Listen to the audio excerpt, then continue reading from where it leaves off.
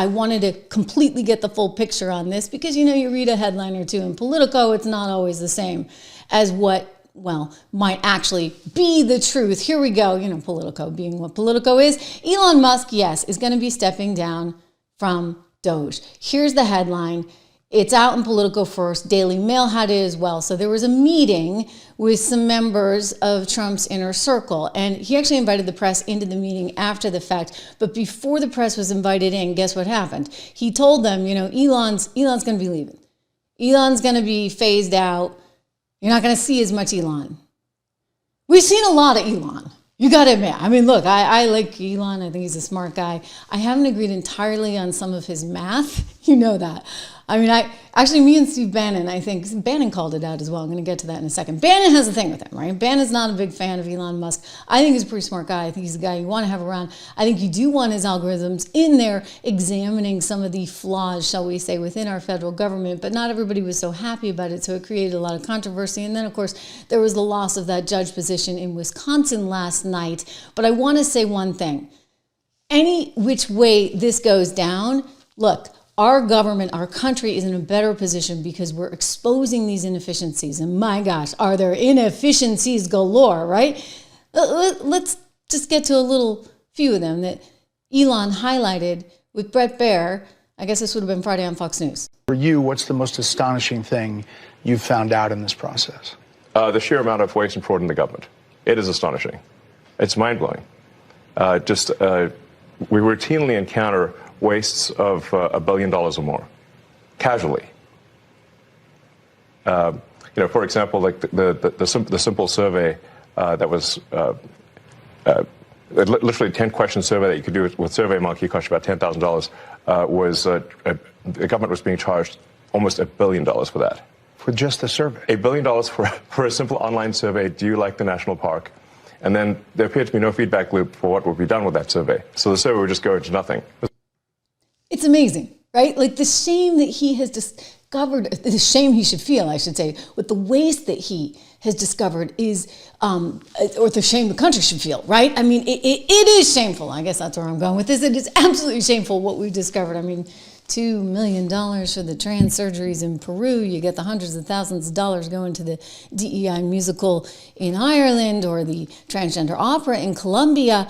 I mean, it's really weird what they've been doing. And so this is massive. What he has uncovered really and truly has been massive. He was on Fox News just last night. It's very interesting when you see how many appearances he has done in this run up to this moment today when Donald Trump said, okay, you know, Elon's stepping down. I think part of that was for Wisconsin, but the other part is he's really trying to get the word out that we need to save money. I don't necessarily think you're going to see a ton well, you will see less of it.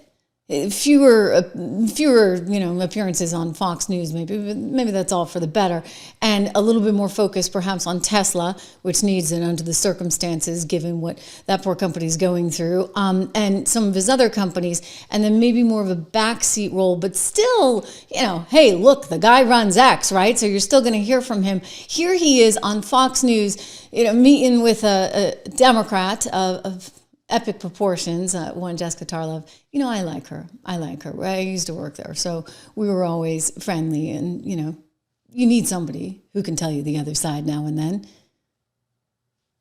Happened to be her over there. Let's listen to her with Elon Musk. Liberal Tesla lover here. My sister has 2 in her family, so have not thrown any Molotov cocktails recently. But I wanted to talk to you about what DOGE has been doing. So you've been making cuts to a lot of the agencies that have open investigations and regulatory battles with your companies. At the same time, you continue to get billions in government contracts. Tesla gets billions in subsidies. How do you explain that to the American people? Well, everything that DOGE does is an open book. So I think the most transparent the most transparent organization in government ever.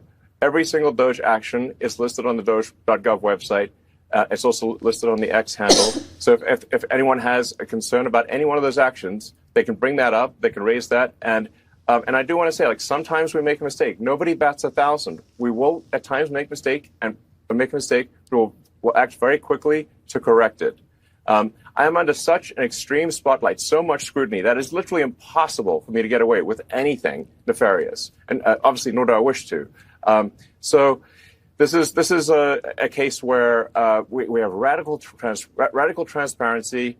We're actually willing to admit that we do make mistakes. Often people are not willing to admit they make mistakes, but we are. But we want to emphasize we fix them quickly, and we're trying to do the right thing for the American taxpayer, for the American people. And I think history will be the judge that what we've done here and what we're doing is a very good thing for the strength and future of America. He's right. Okay, and that's why that's needed for the strength and the future of America. I'm telling you guys, like, we can't continue on the way we've been going down this path. I mean, you just can't spend and spend and spend. You look at the numbers, okay?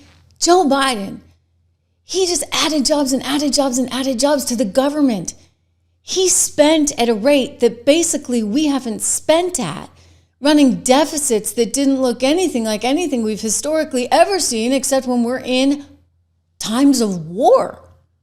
That's what Joe Biden did. The irresponsibility was extreme. And so, yes, we need DOGE. We need people coming in with a razor sharp approach and some algorithms to take a look at this messed up extravaganza that has been created. Look at Social Security, what they found there. Here's Elon out in Wisconsin over the weekend saying, listen, this is important. We have found all kinds of fraud. One interesting statistic was that 40% of the calls into Social Security were fraudulent, like meaning that it was someone trying to get a Social Security payment that was going to a senior to go to instead to go to a fraud ring. So that was almost half of the phone calls were fraudulent. Probably the other half were people asking, what happened to my Social Security? This is true, actually. Yeah. Like, hey, where did my, what happened? This is bananas. Yeah, I mean, we found this, actually, the people there at Social Security knew this was going on, and they had been complaining about it for a long time, and no one fixed it. And these were mostly criminal rings outside the country, in other places in the world that are jamming up the phone systems, calling in, using just these six simple security questions, because you can actually, this was how crazy it was, you could change your direct deposit information at Social Security by simply answering 6 questions on the phone, like your mother's maiden name, your date of birth, etc. Wow. Hang on one second. Very simple 2FA system. All this nonsense you've seen the media about, we turned off the phone lines, that are not true. All they did, actually, we recommended to Social Security that they put in a very simple 2FA system, and they will... Two-factor authentication. Excuse me, two-factor authentication. They say kind of thing at the banks. Like, pretty simple. You have a bank account, you do this, and you know what? They did it. They said, yeah, you're right, we should do that. They went and did it. Good for them. They did it. No one had the will to do it. They did it. And they're going to keep increasing security. We've gave them a lot more recommendations, and they're on the road to increase security. Okay, so this is important, right? So you've got to shore up the system. You got to create a more secure system, because you don't want what we saw going on. And when you look at the next chart I'm going to show you, and maybe you have to turn up the volume a little bit just because it's slightly hard to hear. Apologize for that. But this is Elon talking with, I think that's Antonio Garcia, his colleague there, and they're looking at this chart during the Biden administration of this massive increase in Social Security numbers. I don't know if it's taxpayer ID or if they're actually Social Security numbers, but the massive increase that was handed out to illegals, and it doesn't make any sense. This chart is mind-boggling. U.S. flagpole guy, thank you so much for your generosity. Yes, we're going to be talking all about Liberation Day and making America wealthy again coming up. It's good stuff. Things are happening, baby, right? And the markets are up, actually, on the news. What do you know? Here is Elon and his colleague there in Wisconsin with the chart from hell. And then Social Security Administration got to turn it up. Sends you in the mail your Social Security number. No interview, no ID.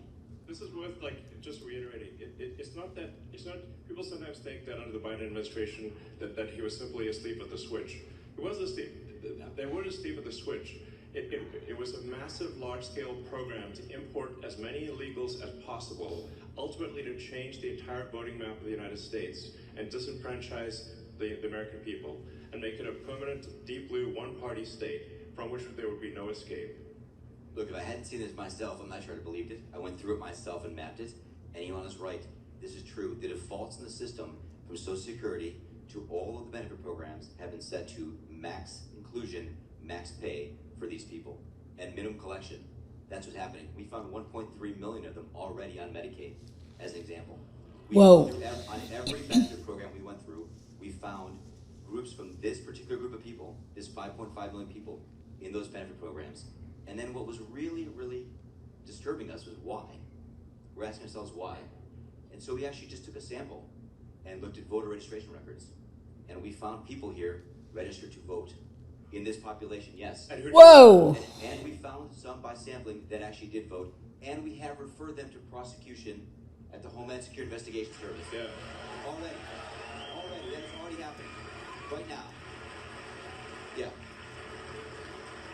And the truly disturbing thing, though, I just want you to know this is a truly disturbing thing to me, and the darkest thing about this to me.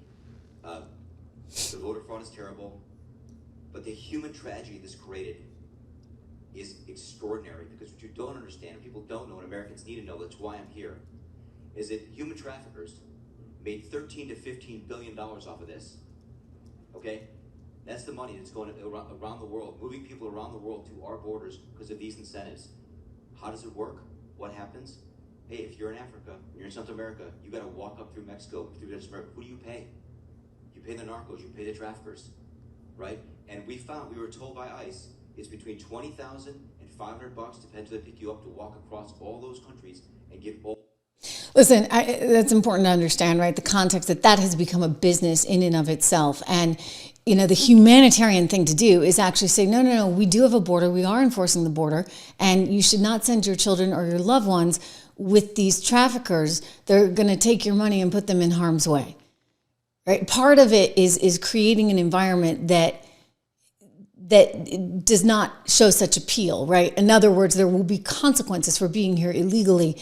And if you really highlight those consequences, perhaps you're going to, well, not perhaps, I know you will lessen the effect of people wanting to come here in the first place. I mean, look at border crossings right now. It's amazing. They are down 96%. Axios put a great chart out on this one the other day. But as far as Elon goes, look, Elon's been doing tremendous stuff, tremendous stuff. But you got to balance all of what, say Politico's saying in the reports. Okay, he's out. I think that part of this was already predestined to a certain extent, right? Because if I look back on, Friday's interview with Elon Musk that he did on Fox News with Bret Baier, he said basically his goal was to come in there to spend about 130 days and then to get out, but to set it up and make sure you had the infrastructure so that you could actually position the country and DOGE to be able to do all of these audits. Here he is kind of telegraphing that this would eventually be coming to an end. You technically are a special government employee, and you're supposed to be 130 days. Are you going to continue past that, or do you think that's what you're going to do? Or? Well, I think we will have accomplished most of the work required to reduce the deficit by $1 trillion within that time frame. So in that time frame, 130 yes. days. And the process is a report at some point, at 100 days? Or? Not really a report. We are cutting the waste and fraud in real time. So every day that passes, our goal is to reduce the waste and fraud by $4 billion a day, every day, 7 days a week. And so far, we are succeeding. Yes, I would say. So far, he is succeeding. Now, there's been a lot of noise surrounding Elon Musk. Noise that, in some ways makes it hard for him to be able to successfully do his job. It makes it hard for the Trump administration as well. I'm just going to say, right? Because there's all this noise. I mean, think about the noise that we've seen. It's coming from the left and from the right. I want to show you, my friend was just out in Seattle and she sent me this last night. Look at this, all these protesters, of course it's Seattle, of course, they're all out there with their signs, they're protesting nonstop. Then this clip appeared on X, a protester just saying they hate Elon Musk. No, he needs to get out of our government. We didn't elect him. He needs to go. And what do you think of Dr. Fauci? I love Dr. Fauci. Do you think we elected him? He was appointed by our president. So Okay, you get the picture, right? So there's a lot of hypocrisy, shall we say, there amongst many members of the left. But Elon was taking it from all sides, okay? He was taking it from all sides because Bannon, who I love, wasn't such a fan either. And I'm not entirely sure what this was about, except that maybe on the one hand, Bannon didn't love some of the talk about, for example, and I've said this as well, promises of a $5,000 DOGE check. Like there's no way in HELL. I ran the math. My colleague over at 76 Research, Rob Horton, ran the math. Like we were looking at this, like, there's no way, no matter what you did, like maybe not even 5 cents. Like you're not going to get that kind of savings just yet. I mean, hopefully down the road, but that seemed to be full of hot air, shall we say? And it's something that Steve picked up on as well. And so there's been, I think, this momentum coming from all sides against Elon, which is unfortunate for Elon, unfortunate for Trump. But I would add this, maybe it's better if Elon Musk is kind of in the background here. Take a listen to Bannon. If you can work out the mathematical formulas in the engineering complexity of sending a colony of human beings to Mars and keep them alive, you can work through the math on this, and you know it's a bald-faced lie. And here's how I know you know it's a bald-faced lie, because you cratered as soon as we got up in your grill. Oh, okay, fine. Well, I won't fight to the death. I'm not going to fight to the death and show all kind of new types of warfare. Why don't we reform? We need reform. And you're going to some BS answer, and you think we're going to buy that? Where did you come from, dude? Here's what you need to do. You need to study modern political history of the fights we've been through for 12 or 14 years to get to this spot. You think this is just because people are just wandering around? People have worked for over a decade pounding this. And that's how relentless the established order is. Because Baccia told you, They're making a lot of money and they have control, and this is about money and power. It's not about race. It's not about gender. It's not about ethnicity. It's not about religion. That's what they want you to believe it is. So you're like a bucket of crabs at each other's throat. It's not about that. It's about money and power. And Karl Rove's going to get his 54 big donors down there. They're going to figure out how to stop Trump or how to compromise it. And they'll use Ted Cruz, or they'll use Little Marco, or they'll use Jeb Bush, or they don't care who they use. They'll throw up some chop block. They'll misdirect you. Oh, look at this. In that, there's some racism over there. You white folks, go look at that. That's a Fox specialty. We don't fall for that. So don't think you're going to come back and, oh, you know what? Well, what we need to do is increase it here and cut that cost there. Screw you, you clown. And then you got to suppress us. Oh, they're, I don't know, blacklisting you, whatever they do. I don't care what they do on Twitter. I could care less. We're banned on every platform in the world, and this show is one of the most powerful in the world. Why is that? Because the content of the show resonates with the most powerful audience in the world, working men and women that happen to be citizens of this great republic. This is a defining moment. Some of the people say, oh, Steve, we gotta have a group hug. You can't do this and let the Democrats. No. We're not having group hugs. We're not having pats on the head. You got to get this straight. First off, you got to get, hey, I've said many times that Elon came and Elon's money helped organize the grassroots effort. In his engineering mind, he saw what the problem was as we saw it, and he supported it. And for that, he gets a place at the table. There's no doubt. You should. It's $250 million in June, not an entire cycle, in 5 months. But that dinner with Sachs and that check from Elon came at Biden's, when Biden, in the debate or right before the debate, and Biden, they kind of saw the numbers of where this thing was heading. They're recent converts, and we love converts. Hell, I'm a Catholic. We used to be in the convert business. Not so much anymore. We can't keep what we got. But in the old days, half the saints are missionaries. We love in converts. But the converts sit in the back and study for years and years and years to make sure you understand the faith and you understand the nuances of the faith and understand how you can internalize the faith. Don't come up and go to the pulpit in your first week here and start lecturing people about the way things are going to be. If you're going to do that, we're going to rip your face off. Because you can't beat us. All right. We're not beatable.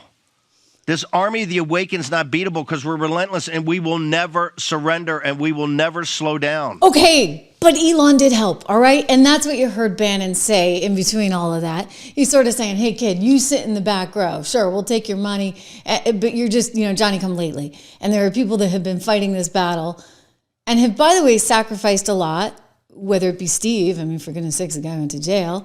Yours truly, right? Getting, kicked out of her seat. That's okay. It all worked out in the end, right? In March 2020. It's all fine. But I would also say that Elon's too paid a price, right? Elon's dealing with, people trying to commit violent acts against Tesla dealerships. He's dealing with his stock price tanking because, everybody's like pulling. It's actually doing better today. I think investors are kind of happy thinking maybe he's going to come back into the fray. But again, I just want to reiterate that he did say that he was just going to be there 130 days. I think having Elon a little bit more behind the scenes, less sort of out in front of everything, isn't necessarily a bad thing. And the reason is, one, okay, you get folks like Bannon, who I love, and Bannon's not wrong. Like, I get it. He just came to this movement pretty recently. But you also have The View and mainstream media pounding every single day, this idea that, Elon Musk is the billionaire and somehow Trump is working for him. And that message, unfortunately, was something that I think captured the minds of a lot of people that think, he's just doing Elon's bidding. And that's not necessarily a message that you want going down. So is the timing sort of coincidental? You think about Wisconsin and the lack of success there, the Democrat judge being elected, and despite all the money that was put into that. And then you think about some of the messaging and some of the hiccups they've had along the way. I would just say this, you know what? The very best messenger that we have on the economy is one Donald Trump himself. He's the guy that has made trade deficits exciting again. He's the guy with the Liberation Day movement and Make America Wealthy again. We're going to get to all of that because he's made the importance of trade front and center. And so while you have the tech guys and the tech bros, and they're really, really important because, trust me, we need to be moving forward in this economy. We don't need to be moving backwards, but we still need manufacturing too. Think about it from a national security standpoint, from an economic standpoint. All of the reasons that you need a thriving middle class in America, that all relates back to having a strong manufacturing base, which means you can't be running off doing things like NAFTA. Thank you very much, Bill Clinton. Which means you do need a level playing field when it comes to trade. Donald Trump gets that. But he also gets the importance of being front and center on the technology front, which is something that Elon understands, something that the cryptos are, David Sachs understands, something that a lot of the people, I think you've got a very smart team. Scott Bessent there, a sophisticated financier there as Treasury Secretary. So lots of reasons still to be extremely positive on everything that's happening right now. But I think having Elon involved, at least from the 60,000 feet viewpoint, where he's able to then go out and implement some of his data, that's going to matter. That's really important because think of what he's found. I want to go back to his interview there on Fox where they're talking about all kinds of crazy stuff that was just discovered courtesy of these algorithms. That's a jaw-dropping number. Where'd all those people come from? Well, it made my jaw drop too when I saw it. We were in Social Security looking for fraud, waste, and abuse. And to do that, we actually looked at the enumeration system, the system by which people get numbers in America. And we found that there were just about 5+ million of them that came to the country as illegals, were giving various forms of parole or allowed in the country, and they got through an automatic system, Social Security numbers, so they get into our benefit systems. And we tracked that through and found that they were on the benefit programs. And just because we were curious, we then looked to see if they were on the voter rolls. And we found in a handful of cooperative states that there were thousands of them on the voter rolls and that many of them had voted. That's crazy because you cannot vote in a federal election, but I think in certain local elections you can. But, once you get a Social Security number, that helps you do a lot of stuff. I know, Antonio, part of this started with a program from, I think, 2017 that got started, where if people came into the country and they were authorized to work, they would automatically give them a number. But, Elon was talking a little bit about how 400,000 Social Security numbers were stolen. It was one person. What can you tell us about that? That's an ongoing investigation, so I don't know how much I can tell you, but we did find as we looked through the programs, a particular employee that had actually sent themselves Social Security numbers through their email for reasons we don't understand, but clearly nefarious. Yeah, clearly nefarious. But again, and that's the Valor CEO, by the way. I think you need to bring this kind of sophistication in from a technology standpoint into government, which is antiquated enough so that you have the security and so that you have the transparency.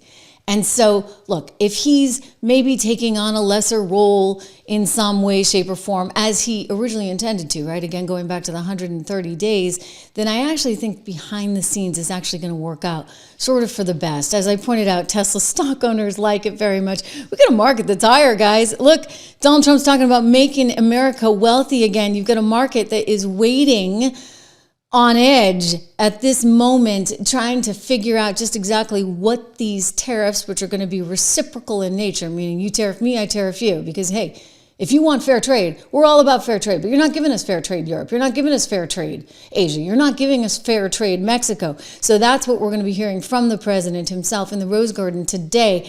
But I think this is good. I think this is what's needed. And by the way, the market agrees with me. And our portfolios over at 76 Research agree with me. I encourage you to get your free investment guide, investinmaga.com. It's totally free. Rob and I put this together, my colleague at 76 Research, for you so that you can get your bearings out there, if you would, in this crazy new world where there's going to be a lot of opportunity. So again, go check that out. Investinmaga.com. Pretty easy to remember, right? Investinmaga.com. The other thing I just want to point out too, before we get too deep in the weeds on a few other stories, because we've got, we got good news from Eric Adams, and we've got The View, suddenly, I don't know, somehow kowtowing to Donald Trump in some small way, shape, or form. We'll talk about that. And of course, the news of Liberation Day. I love it. But before we do, speaking of liberation, check out gold. If you don't have a gold investment, I'm going to say it again. You've heard it almost every day. Even before I ever had a gold advertiser on this show, I was telling you, go, gold, right? Because the money printing was so excessive and so severe into Joe Biden. And I knew what would happen. I kind of tend to have a good sixth sense on these things. Anyway, gold went up, of course. I do think that gold offers, in my own estimation, continued opportunity for a variety of reasons, including the fact that central banks around the world keep buying this up, and it's very much in vogue for a variety of reasons that we have discussed in the past.